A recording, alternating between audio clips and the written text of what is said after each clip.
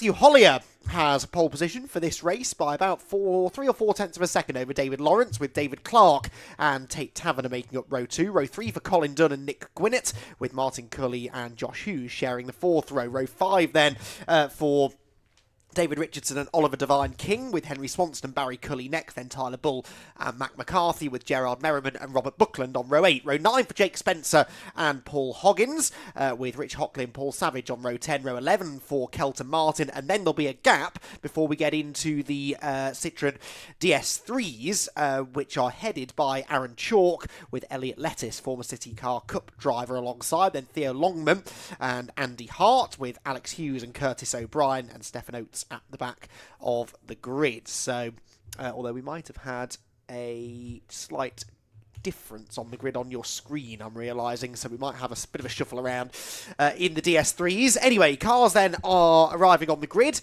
ahead of what's going to be another 15-minute race. All of the races today are either 15 or 20 minutes, with the exception of the SW Motorsport Club Sport Trophy, which will be a 45-minute pit stop race coming up in the middle of the afternoon. So, Matthew Hollier on pole in the Renault Clio, and alongside him, David Lawrence, who was at the front at Snetterton last time out for the Silverlake Production Cup in that Seat Cupra. Then on row 2, a bit of a giant-killing effort in what was a wet qualifying session, admittedly, for David Clark in the Renault 5 Turbo, and he's got Tate Taverner's Honda Civic for company. Then an all-Renault Clio row 3, Colin Dunn and Nick Gwinnett together on the 3rd row. We're missing, looking out of my window, we're missing Martin Cully in the number 10 car in his older spec Seat Leon, which I can't see anywhere on the grid, so we're missing one potentially, and hopefully he'll be able to make his way out onto the track, maybe starting from the back of the grid. So the Silverlake Production Cup, which is a new series within the BRSCC fold, is, as the name would suggest, a series intended for production-based cars, split across several different classes. So, officially speaking, 6 different classes, classes A through to F, and it's all based on power-to-weight ratio, basically. So, the higher power-to-weight ratio cars in Class A, the lower capacity or lower power-to-weight ratio cars running down in Class F, and the cars at the front of the field traditionally will be the Class A cars, but it's not uncommon, especially in changeable conditions, for some of the lower engine capacity cars to get up there and fight for overall podium finishes.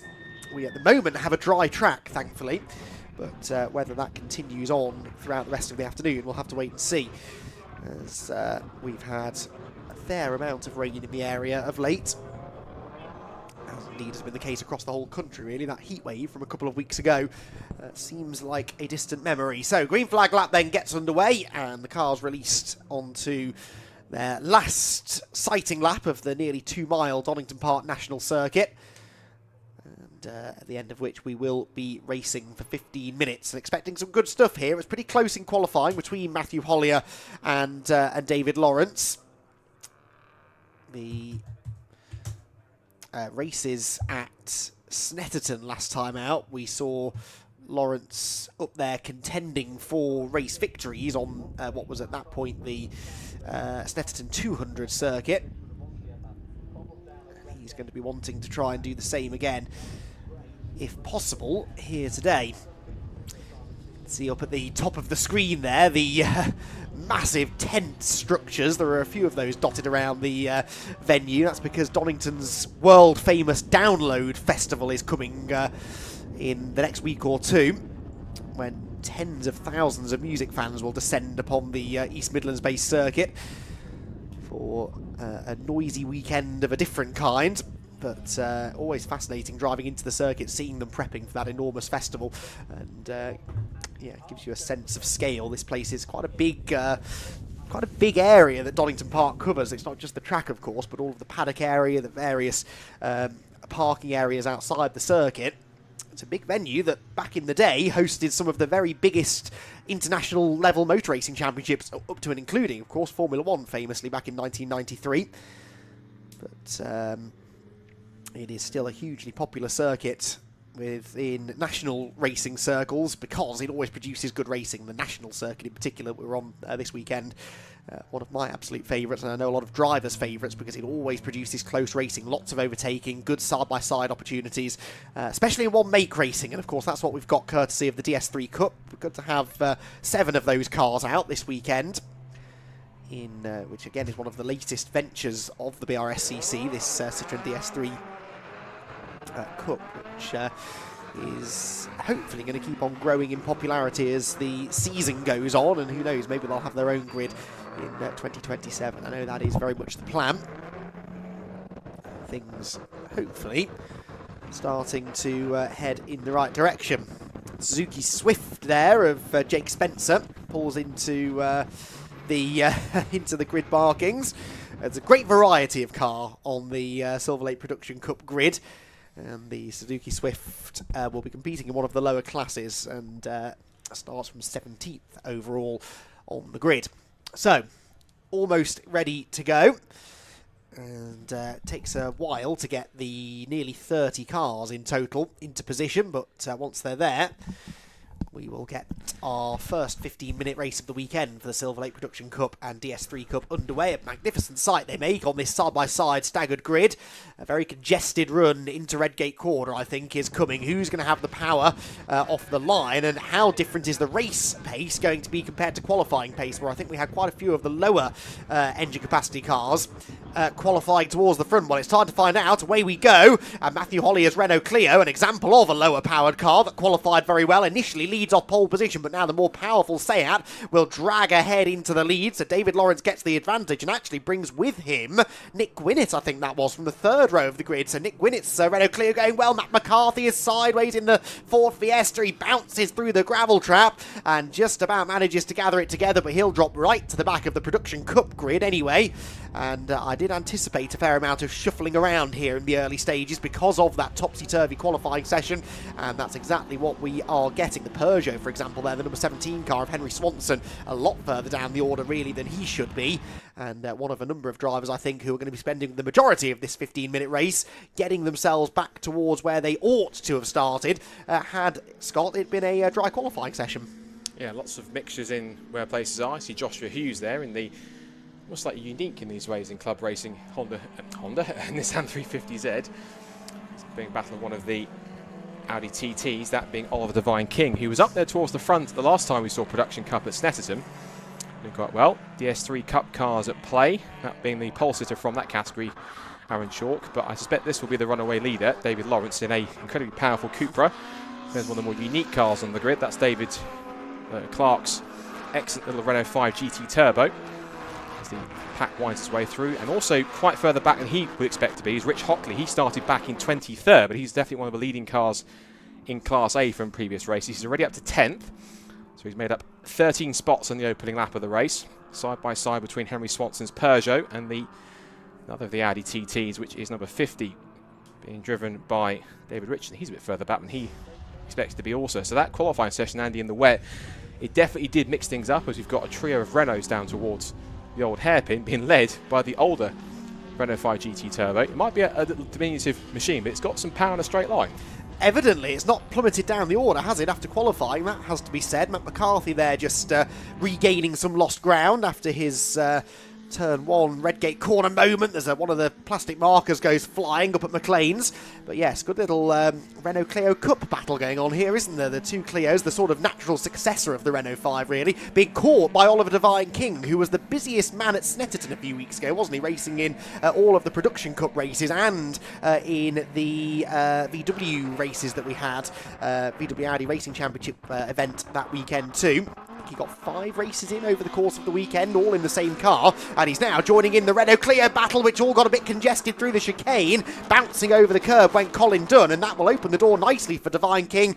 And someone else joining in the fun is that Rich Hockley, it is, isn't it, who was well out of position. That car, we know how quick it is, and he's starting to show that now, marching towards the front. Yeah, that's another few places gained up into the top 10 now. 7th place for the EK Honda Civic.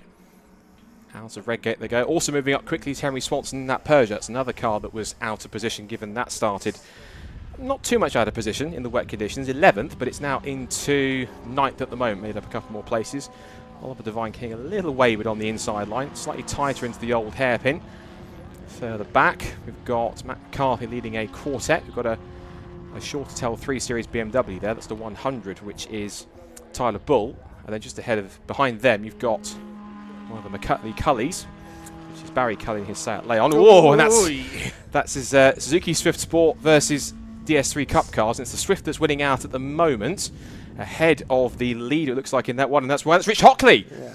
So what was a grand start for the Civic, unfortunately, the unreliability which has not plagued that car, but it has been present on and off in the times that's raced, unfortunately strikes here at Donington Park. It leaves a plume of, I'm sure, engine-related smoke when it's come off the road. And just as we're watching that, the DS3 versus Swift battle comes straight into view, and it's a Swift that's now being chased by a phalanx of DX3s, which is headed by the number 3 of a certain Elliot Lettis, former City Car Cup champion. Yes, and Theo Longman through into second, so Aaron Chalk in the Silverlake car, who was leading the class when we last saw him, is now down to third. Rich Hockley is very keen for a marshal with a fire extinguisher to get to his car. He's a bit worried about that going up in flames, understandably, as Elliot Lettis outbrakes the Swift ahead of him, but wasn't expecting to, so nearly ran into the back of it as they came through the chicane. But this is a fascinating battle, and this is why I really do hope the Citroën DS3 Cup takes off, because look how close the competition is. Okay, they've got the Suzuki ahead of them of Jake Spencer, who's perhaps the cork in the bottle, but it's incredibly close between the leading 4 Citroën DS3s at the moment, and it's about to get closer because the safety car has been scrambled, and that's a shame. That will be because of Rich Hockley's car, and dramas is that for the Clio. Nick Gwinnett. It was, yes, who's slowed or had a moment up at McLean's. Is that oil on the track, perhaps, from Rich Hockley's car? Some kind of fluid that's gone down because of what's happened with Hockley's engine, so I suspect, and it's caught out at least Nick, who is in second place. And I'd have to wait and see where he drops down to in the timing screen, to how much time and positions he's lost. But you can see the marshals already getting quickly to extinguish whatever the issue is. Another car's off, and that is a Audi TT, and it is, I think, the 58 of Paul Hoggins who's out as well. That's up at McLean's. Now, I'm not quite sure. Now, Nick Gwinnett was nowhere near Paul Hoggins, so that suggests it's a separate, and would perhaps lend some support to the theory that there's something on the track. If 2 separate cars have had moments, which would appear to be the case anyway, up at McLean's, we could only speculate. We didn't see it happen, but it does seem a bit of a coincidence, doesn't it? That car's properly buried. I think he's tried to drive it back out of the gravel trap, and it's started to submerge itself under the gravel slightly. So that car's going no further, and that's going to take a good few minutes now, I suspect, for the marshals to deal with. They've got 2 cars now, and possibly some fluid to clear from the track up at McLean's corner. And so the Jaguar safety car with its new livery for 2026, a really good looking livery. This is my first time seeing it in the flesh, and have to say I'm very impressed. The old livery that they had on it was quite understated. This now, it looks a little bit like a Jaguar racing car, actually, which is I'm certainly a fan of. So the Jaguar safety car leads the field around. David Lawrence leads. It is now Tate Taverner up into second position in his Honda Civic Type R. Third then for David Clark. Fourth, Oliver Divine King, who's come through the field nicely, having started 10th. And fifth position then for Henry Swanson, who started, I think, even further back, didn't he? Yes, 11th on the grid. So those two have really charged up the order. Class leaders, Class A led by Lawrence, Class B by David Clark in third position, Tate Taverner in second, leads in Class C. So the top 3 are all class leaders. Class D is led by Tyler Bull in his BMW 3 Series, which we've seen out there. One of the only a handful of rear-wheel drive cars actually on what is predominantly a front-wheel drive grid. He is running in 12th position overall. We don't appear to have any Class E cars, and I think we've only got the one Class F runner, which is Jake Spencer's Suzuki Swift, whilst in the DS3 Cup it is Elliot Lettis still leading from Theo Longman, and Aaron Chalk, the pole sitter, an early race leader, down to third.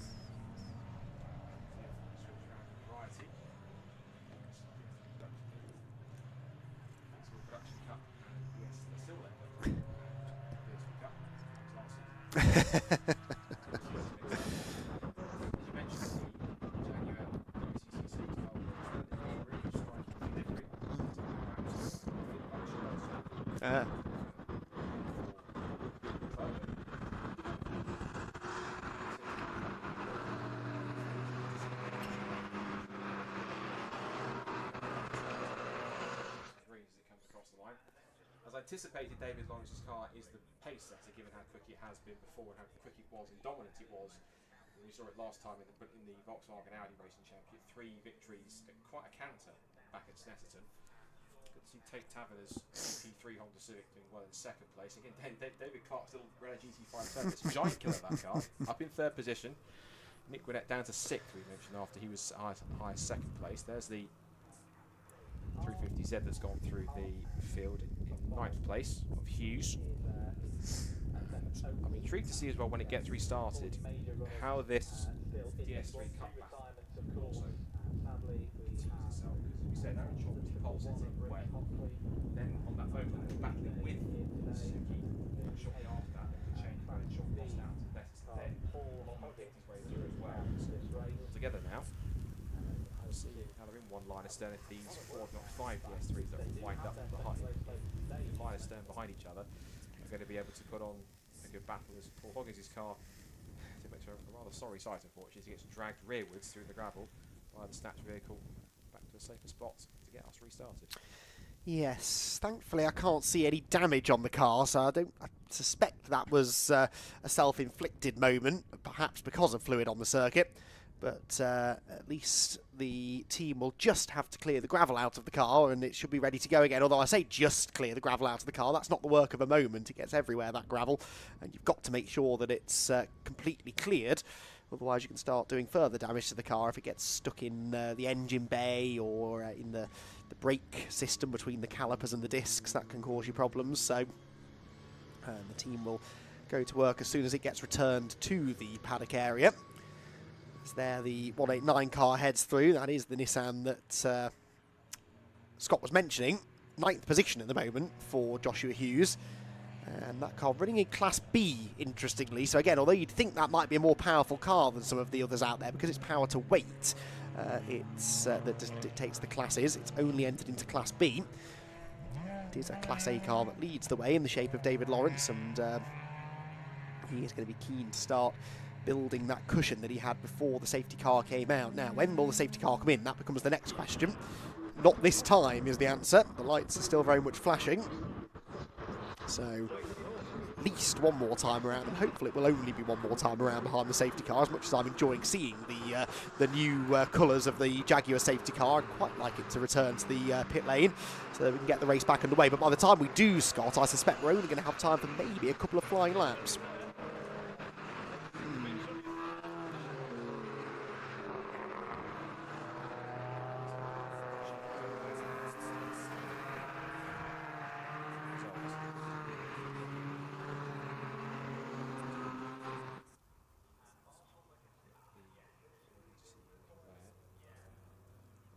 Definitely Henry Swanson up 6 spots from where he started back in 11th.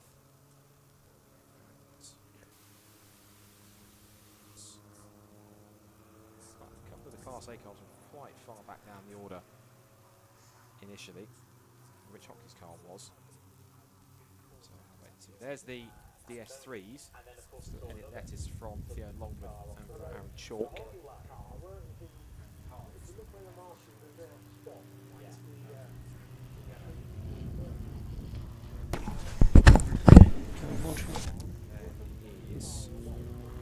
The 113 car, which is of Stefan Oates. Yes, indeed so. Well, there is the Aaron Chalk car, which started from pole in the Citroën DS3 element of the race. He's going to have a fight on his hands now to try and get himself back to the front of the group. I think if we go racing this time, we should have time for 2 flying laps, I reckon. Fastest lap of the race, 1:16 for David Lawrence. A couple of seconds quicker than anyone else has managed.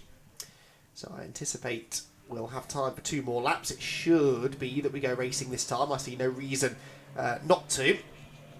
So the field makes its way up through Coppice Corner. And next time we see that Jaguar safety car, I'd imagine the lights will be off. You can see the dark clouds still looming off in the distance. That's actually the direction that the weather is going, though, so that's going away from the track. I mean, there are dark clouds coming the other way as well, so who knows? We could have more rain on the way, but we do have more racing coming. We've got the safety car coming in, we've got 2 more laps to go, and David Lawrence has stepped on the loud pedal already. A really good restart, and he's given Tate Taverner no opportunity to challenge him down into Redgate Corner. Tate, to be fair, gets away from David Clark. That's the first of the battles, really. Clark in the Renault 5 has got, well, actually, no longer Oliver Divine King behind him, but actually Henry Swanson, who gets the number 17 Peugeot up the inside and into 4th position. Now, one of the oldest cars, if not the oldest car on the grid, about to try and fend off maybe the newest car on the grid here for 4th position, and it looks as though the Peugeot is the one with the pace advantage. Swanson looks to the inside at the old hairpin and will indeed go through. Swanson, though, remember, is a Class A car. That brings Oliver Divine King with him, and so unfortunately for David Clark there, he loses a couple of positions, but none of them to cars within his class, so he still leads in Class B. And also, I'm keen to watch how Nick Gwinnett moves on this final couple of laps, given his mishap right here up at McLean's when we had the original issue for Rich Hockley's car. So Clark down to P6, Taverner trying to escape, but I wonder if Swanson's got enough pace to try and catch him with this lap and a bit to go, as Clark almost 3 wheels the way the Renault 5 through Coppice for the second to last time. Here comes David Lawrence, who will indeed get 1 more lap to go through, such as the pace of that Cupra. And Swanson's getting closer. If you look at the best laps, yeah, 118.7 best lap for Swanson compared to a 120.3 for Taverner. Unless Taverner finds 2 seconds a lap quicker on this final lap, unless he really gets his elbows out on that EP3, I'm not quite sure it's going to hold him back as we move on to that final lap of the race. And also, one that could be closing in is a fight for ninth between Colin Dunn in that Renault clear, that trio cars in the mix, and the Hughes. Meanwhile, we've got, once again, DS3s at play, chasing a rather pesky Suzuki Swift in front of them. It's for overall position, but not for class. Elliot Lettuce, though, will be keen to keep himself ahead of that DS3 group unless he gets held up, making an attack on the Suzuki on the final lap. Yeah, frustrating this for Lettuce, though, because he is quicker over a lap, I think, than Jake Spencer's Suzuki Swift, but the Swift is better in a straight line, and so it gets away from him slightly down the straights, and then he closes back in again through the corners. Look how much closer he is to the Suzuki, and that's what's then backing him up into the other Citroens behind, with whom he is battling for class position. Wide goes the 75 Renault Clio. That's again up at McLean's, where the track perhaps is still a little bit slippery. Managing to gather that together, that was Robert Buckland, who is one of the many Renault Clios on the grid, and I think he might have lost a position or 2 overall. David Lawrence, though, well, he has never been headed in this one. It's a lights to flag victory in the Silverlake Production Cup. David Lawrence claims the checkered flag. It is going to be Henry Swanson second. It is Tate Taverner going to be third. Maybe not. Nick Gwinnett gets alongside him, and through will go the Renault Clio on the line to claim a podium position. Brilliant last lap there for Gwinnett, who we know had podium pace, and does indeed manage to reward himself with a podium finish, and it means all 3 of our overall podium finishes will be Class A runners. Tate Taverner wins in Class C. David Clark just about held on to the Class B victory, as there's more action behind at the chicane. Yeah, and Lettuce has got past the Suzuki, but now it's the fight for second. It's really stacking them up, and Aaron Short might get a run here on Theo Longman. Nick Gwinnett, it's going to be a sprint to the line in the end. Elliot Lettuce will win the DS3 Cup. For second, it's going to be neck and neck across the line, and I think Aaron Short just got him. He did. No, he didn't. In fact, I thought visibly it looked like he was in front, but by 32 1/1000ths of a second, Theo Longman holds on to second place in DS3 Cup by the narrowest of margins. Yes, only just. That was pretty close, but good battling all race long there between the DS3s, so really promising new series. That, I think, if we can get the grid numbers up a little bit more, that would make a very good grid of Citroen DS3s if they could get their own standalone races perhaps in the future. David Lawrence, well, he was in a race of his own, really. After just 2 laps of racing after the safety car, he'd already built a 7-second lead over Henry Swanson, who finished second, and Nick Gwinnett in third, all of them Class A runners. The Class C win went to Tate Taverner by only 7/10 of a second in the end over Oliver Divine King, who was 5th. 6th position then the Class B winner, David Clark, and again that was a fairly narrow victory with the 75 car of Robert Buckland catching him from behind. Maybe would have got him actually had it not been for that moment up at McLean's, with 8th position going the way of Matthew Hollier, 9th for number 19 Colin Dunn, and the top 10 completed by the Nissan 350Z, the number 189 car of Joshua Hughes. Other class winners, Class D, went the way of the number 100. That was Tyler Bull, who we saw in the BMW. 1.8 seconds clear of Matt McCarthy, who had, I think, started ahead of him, but had that drama at Redgate Corner. And as we said, in the DS3s, it was Elliot Lettis who managed to get himself the class win. Right then, down into the pit lane. Let's